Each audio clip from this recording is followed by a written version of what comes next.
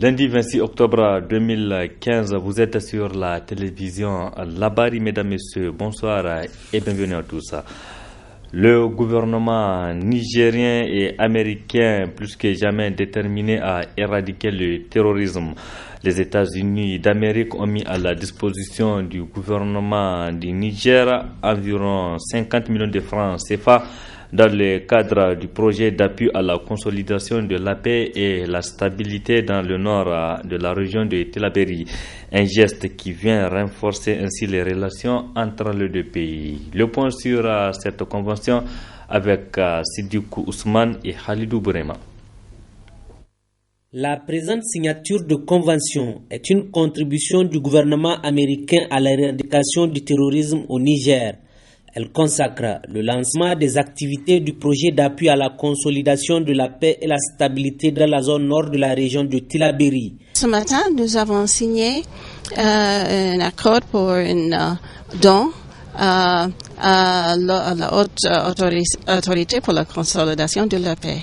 Un très bon partenaire avec le gouvernement des États-Unis dans la lutte contre le terrorisme. Et ce don de 50 millions de CFA, c'est pour la formation des plus vulnérables, les femmes et les jeunes aux régions du Tillabéri. Et pour nous, c'est toujours un plaisir d'avoir un partenariat avec la Haute Conseil. Et c'est un autre exemple de le partenariat du gouvernement des États-Unis et le gouvernement du Niger dans la lutte contre le terrorisme. Dans le cadre de la lutte contre le terrorisme, le mal se doit d'être attaqué à la racine, d'où ces quelques objectifs de financement du dit projet. Ce financement d'un montant de 87 719 $ américains, soit environ 50 millions de francs CFA en provenance du département d'État américain, a pour objectif de consolider, comme on l'a dit, à la paix et la stabilité de la zone nord Tillabéri. C'est un projet qui vise essentiellement les jeunes et les femmes de cette région qui, comme vous le savez, constituent des groupes vulnérables. Cette assistance de l'ambassade des États-Unis rentre dans le cadre d'un projet plus important, dont l'Union européenne a d'ailleurs financé les premières réalisations. Ce projet concerne la zone nord de la région de Tillabéri et plus précisément les communes d'Inates, de Tondikondi, de Bani Bongou et d'Abala. Le problème sécuritaire se doit d'être solutionné. C'est pourquoi il est proposé dans un premier temps de régler la question économique, ce qui contribuera à assurer une paix durable et la stabilité dans cette zone que le présent projet est mis en œuvre. Je le disais dans le titre, les autorités nigériennes ont 3 jours pour libérer les élèves arrêtés lors de la manifestation des scolaires de la semaine dernière ici même à Niamey. C'est la substance de la déclaration rendue publique ce matin par l'Union des scolaires nigériens. USN entend également porter plainte contre les autorités relativement à la tuerie des élèves à Zander et à Gaïa les années antérieures. Le résumé de cette déclaration avec Ousmane China et Nasser Sedou. L'un des principaux points développés dans cette déclaration est celui relatif à la manifestation de la section lycéenne et collégienne de la région de Niamey le 19 octobre dernier. Relativement aux événements déplorables et regrettables du 19 octobre dernier, il est pour le moins incompréhensible qu'au moment où les plateformes revendicatives des sections et sous-sections sont insatisfaites au moins de 10% et pourtant, les responsables syndicaux avaient fait preuve de patriotisme en acceptant que l'année suit son cours normal. Mais l'État, comme à l'accoutumée, est habitué à alourdir la peine des élèves et de leurs parents en emprisonnant des scolaires sans se soucier de leur avenir, car leurs enfants ne connaîtront jamais les allocations, les classes en paillettes, la subvention, les vices de structure, les théories en cours de marche comme le 6 décembre 2011 à Zender et l'artillerie à Gaïa en 2012. Les années kilométriques. Mais leurs enfants sont et seront habitués au luxe mal acquis. Le CD profite pour informer l'opinion nationale et internationale qu'une plainte sera déposée pour que l'humeur soit faite sur le TDI de nos camarades. En vue de tout ce qui précède, le CDISN exige des autorités la libération sans condition et sans délai de nos militants et militantes qui sont partout emprisonnés au Niger dans les 70 heures. Auquel cas, l'ISN prendra toutes ses responsabilités. Le comité directeur de l'ISN a également évoqué la situation dans les universités. La situation est inquiétante car dans toutes les universités, c'est l'année 2014-2015 qui continue. Accepter certaines facultés des universités, presque tous les chantiers qui sont en ralenti. Ce qui dégrade davantage la situation des militants et continue à prendre les cours par fenêtre et passe les nuits dans les cités dans des situations très difficiles et misérables. Actuellement, plusieurs dossiers de bacheliers ont été rejetés dans les universités publiques pour soi-disant manque d'infrastructures et pourtant le scolaire n'est pas responsable d'un tel manque de volonté politique qui fait que l'école nigérienne reste à naître de l'obresse. Il convient aussi de souligner qu'il y a plus de 2000 dossiers de réclamation de la subvention qui n'ont pas encore été traités et la bourse qui doit en principe être payée par trimestre est payée par semestre. Les allocations des élèves font plus de 6 mois en atteste les paiements qui se passent actuellement.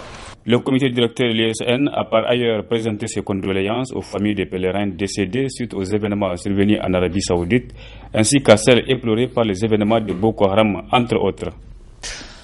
Remise des diplômes aux 70 élèves en fin de formation de l'école professionnelle privée au métier de sécurité FOPRIMES, une promotion baptisée Brigitte Raffini. À tout seigneur, tout honneur, le parrain de cette promotion, le Premier ministre Brigitte Raffini, a pris part à la cérémonie. C'était le samedi dernier. Une cérémonie riche en animation artistique, nous rapporte Nafisa Zakou et Nasser Sedou. C'est une fête grandiose qui a été réservée aux 110 élèves, dont 7 filles de la deuxième promotion de l'école professionnelle privée au métier de la sécurité FOPRIMES, dénommée promotion Brigitte Raffini, à l'occasion de la remise de leur diplôme de fin de cycle. Unique au Niger, mais aussi dans la sous-région, FOPRIMES forme des spécialistes en sécurité privée qui servent tant à Niamey qu'à l'intérieur du pays avec abnégation. FOPRIMES, dis-je, travaille depuis sa création pour satisfaire aux exigences du programme scolaire homologué par le ministère de la formation professionnelle, l'éducation nationale et celui de l'intérieur. C'est pour dire que les modules qui y sont enseignés répondent légitimement aux normes en matière de sécurité internationale et aux attentes des populations nigériennes.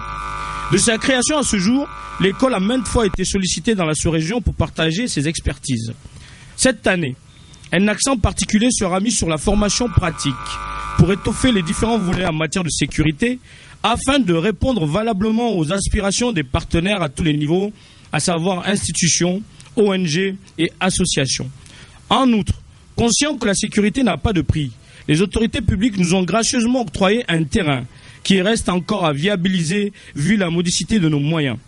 C'est le lieu de les en remercier, mais aussi de plaider encore pour un soutien en vue de permettre à l'école de grandir et de renforcer ses capacités techniques et d'attribuer des bourses aux étudiants. Présent à cette cérémonie, le ministre des Enseignements professionnels a salué l'initiative d'FOPRIMES.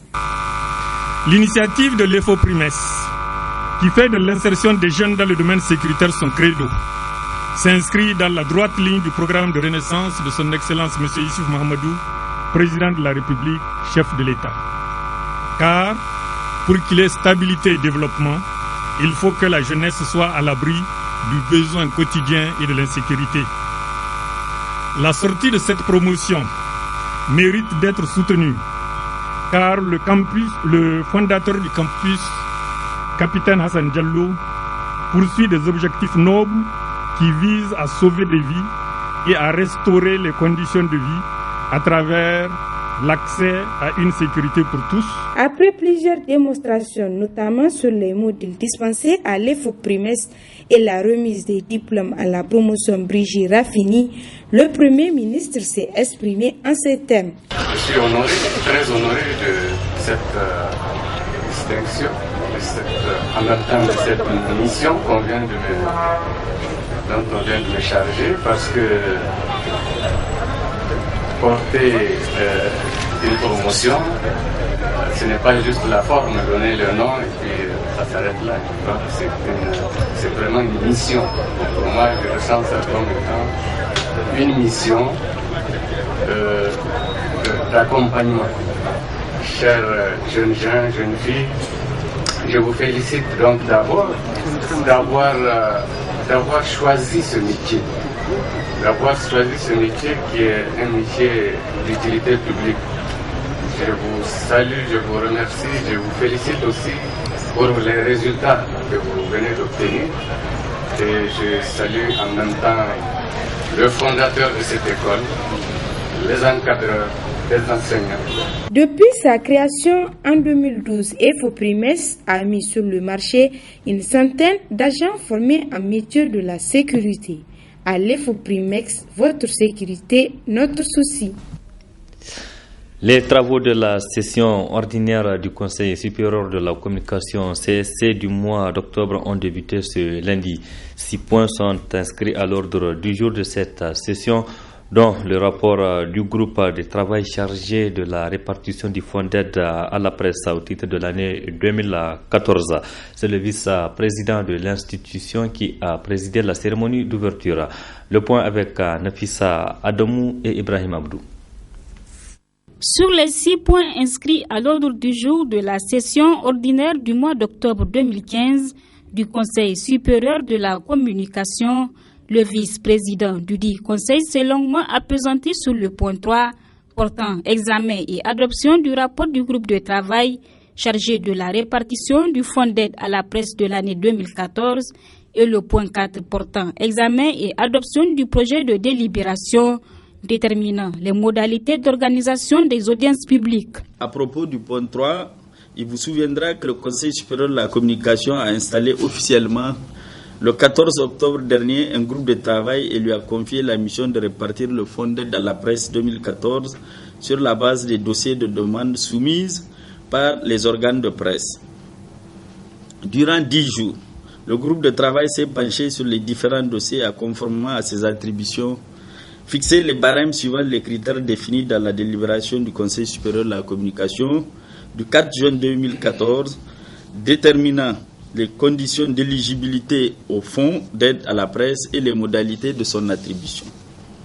Étudier les dossiers de demande d'aide soumises par les entreprises ou organes de presse, sélectionner les demandes jugées éligibles et les a classées par ordre de mérite, proposer la répartition du fonds d'aide selon les quotas entre les différentes catégories de médias. Et enfin, préparer les projets de convention d'attribution des aides non remboursables de l'année 2014. Au terme de ces travaux, ce groupe de travail a produit un rapport qui est d'ailleurs soumis à notre appréciation au cours de la présente session. Concernant le point 4 relatif à l'examen et à l'adoption du projet de délibération déterminant les modalités d'organisation des audiences publiques, il faut dire que les audiences publiques sont prévues par la loi numéro 93-21 du 30 mars 1993. Elles sont organisées dans 2 cas de figure. Le premier cas de figure est la validation des cahiers de charges des médias audiovisuels. Et le second cas est le retrait des fréquences des médias audiovisuels. L'examen minutieux de ce test et du rapport du groupe de travail chargé de la répartition du fonds d'aide à la presse au titre de l'année 2014 par les conseillers et conseillères du CSC permettra sans nul doute à cette institution d'enrichir ses documents et de prendre des décisions crédibles répondant aux attentes de tous. Un mémorandum visant la diffusion et la vulgarisation d'un nouveau dépliant sur le respect du genre au Niger a été signé cet après-midi ici même à Niamey. C'est une initiative de National Democratic Institute NDI, CARE International et USAID qui va être mise en œuvre par le financement de l'USAID et d'ANIDA. Le point avec Michel Deji et Sadou Doumi. C'est à partir d'un constat présentant une image peu reluisante de la femme nigérienne que ces trois organisations ont décidé de mettre en commun leurs efforts en faveur d'une meilleure prise en compte du genre au Niger. Ces femmes subissent de formes multiples discriminations en leurs droits et les droits sont violés dans beaucoup de fois. Cette violation se manifeste entre autres par la non-scolarisation des jeunes filles ou leur déscolarisation, par le mariage des enfants, par le mariage foncé et par des problèmes liés au genre et à l'égalité de sexe, pour ne citer pas cela. Permettez-moi, mesdames et messieurs, d'appeler que Niger dépose des instruments juridiques nationaux et internationaux en matière de genre. C'est ainsi que le Niger a ratifié, entre autres, la Convention pour l'élimination de toute forme de discrimination à l'égard des femmes et la Convention relative aux droits des enfants qui prône l'égalité des chances entre les hommes et les femmes. En outre, la Constitution de 2010, en son article 8, déclare l'égalité de tous les citoyens devant la loi, sans distinction du sexe, d'origine sociale, raciale, ethnique et religieuse.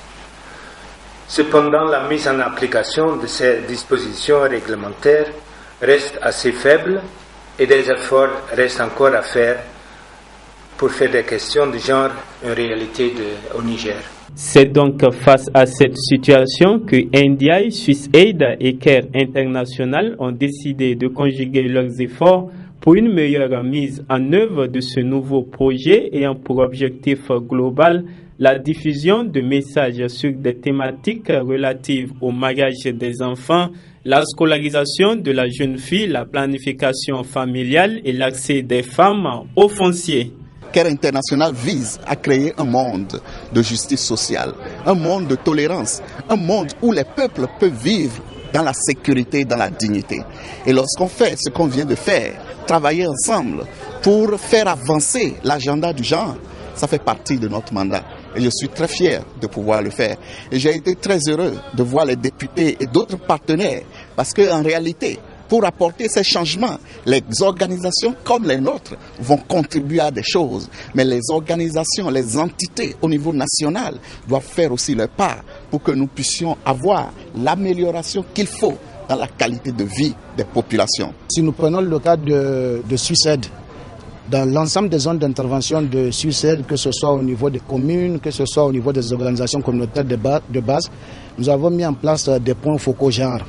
Donc ce sont ces gens-là qui vont être formés à l'utilisation de ce dépliant et qui vont de temps en temps donc, porter le message contenu dans ce dépliant pour que les populations comprennent en fait quand on parle de genre, ce que ça signifie véritablement. Pour atteindre le grand public, le dépliant en question sera traduit en langue nationale par voie de presse et vulgarisé auprès des communautés, des organisations de la société civile et des décideurs.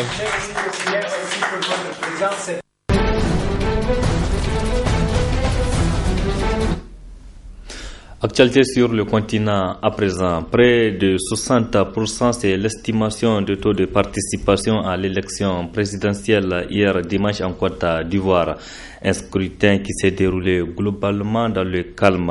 Au lendemain de cette élection, les Ivoiriens sont dans l'attente des premiers résultats. Entamer sa journée normalement et acheter son journal comme tous les matins, au lendemain de la présidentielle en Côte d'Ivoire, c'est sans doute le calme, le grand vainqueur du scrutin. Ce lundi, Abidjan ne retient plus son souffle, car pour beaucoup d'Ivoiriens, l'essentiel est d'avoir échappé à la violence. Bon, je me dis que les élections ont été apaisées et que, bon, il n'y a pas eu de troubles majeurs, rien de grave, pas d'incident, donc je me dis que tout s'est bien passé. Les observateurs de leur côté sont plutôt optimistes et satisfaits du déroulé du scrutin, malgré quelques retards ou quelques irrégularités mineures. Pour ce qu'on a observé, je crois qu'on peut, sans risque de nous tromper, tirer cette conclusion que ça a été bien organisé et que c'était transparent. Maintenant, attendons de savoir qui est le vainqueur. Pour l'instant, nombreux sont ceux qui saluent le triomphe de la démocratie. Il y a 5 ans, l'élection présidentielle avait abouti sur une guerre civile qui avait coûté la vie à 3000 Ivoiriens. 150 morts au moins au Pakistan et 33 en Afghanistan, c'est le bilan provisoire d'un puissant séisme dans la région ce lundi, un tremblement de terre de 7,5 sur l'échelle de Richter. Devant cet hôpital de Peshawar, c'est la bousculade. Déjà une centaine de blessés ont été transportés à l'intérieur. On était en train de travailler et tout à coup le tremblement de terre a commencé et le toit du bâtiment s'est effondré sur nous. Dans le centre-ville, les habitants restent sur le trottoir et scrutent les façades lézardées. Les secours ont fait évacuer les immeubles par mesure de sécurité. À Islamabad, les étudiants de cette université, habitués au tremblement de terre, ont été surpris par la violence du séisme, évalué à 7,5. Nous avons senti un premier choc et nous avons pensé que c'était terminé. Et puis il y a eu un second choc et là tous les étudiants se sont rués dans les escaliers. Certains n'arrivaient pas à sortir parce qu'il n'y avait qu'une seule porte. La secousse, particulièrement longue, a fait trembler les capitales du Pakistan, de l'Afghanistan et de l'Inde. Ici à Kaboul, cet homme déblai devant sa maison, dont un pan entier s'est écroulé. Nous avons senti le tremblement de terre. Nous avons essayé de sortir de la maison. C'était très puissant. Et le mur a été détruit. Au Pakistan comme en Afghanistan, les bilans ne cessent de s'alourdir. Dans la province de Takhar, dans le nord-est de l'Afghanistan, le séisme a provoqué la panique dans une école de Talokan. Au moins 12 écolières sont mortes dans une bousculade en tentant de sortir du bâtiment. Nouvelle invention dans le domaine de la connexion Internet sans fil de Wi-Fi. Les internautes vont désormais utiliser le Li-Fi qui est un système d'Internet par la lumière grâce à une ampoule. Le Li-Fi a été présenté pour la première fois en France. Suivez plutôt. Pour l'Internet sans fil, vous connaissiez le Wi-Fi. Bientôt, vous aurez droit au Li-Fi. L'Internet par la lumière grâce à une simple ampoule LED. Une nouvelle technologie présentée pour la première fois en France. Démonstration, cette radio équipée d'un capteur de lumière change de programme en fonction de l'ampoule sous laquelle elle est placée. L'œil humain ne le voit pas, mais l'ampoule s'allume et s'éteint 1 million de fois par seconde. Avec le Li-Fi, les données provenant d'Internet ou d'ailleurs sont en fait transformées par un routeur en signaux lumineux. L'ampoule LED s'allume et s'éteint à très grande vitesse. En dessous, un capteur reconvertit les signaux lumineux en données numériques, alimentant à son tour ordinateur, tablette ou smartphone. Le créateur de cette technologie, c'est lui, Harald Haas, un ingénieur allemand. Cette lampe éclaire l'espace, mais en même temps, vous voyez ces images apparaître sur l'écran. Eh bien, cette vidéo haute définition est transmise par le rayon de lumière. Vous êtes sceptique? Alors laissez-moi faire ceci. La vidéo s'arrête. C'est bien la lumière qui transmet les images. Autre avantage, le débit est beaucoup plus élevé que celui du Wi-Fi sans passer par les ondes. C'est uniquement de la lumière, donc il n'y a pas aucune onde électromagnétique. C'est pas dangereux, auquel les personnes peuvent éventuellement être sensibles. Le Li-Fi permettrait ainsi de rester connecté lors d'un vol en avion par exemple. Et les 14 milliards d'ampoules sur Terre deviendraient une gigantesque source d'information. Point final de ce journal. Merci pour votre fidélité sur la télévision Labari. Bon début de semaine à toutes et à tous et excellente nuit. Au revoir.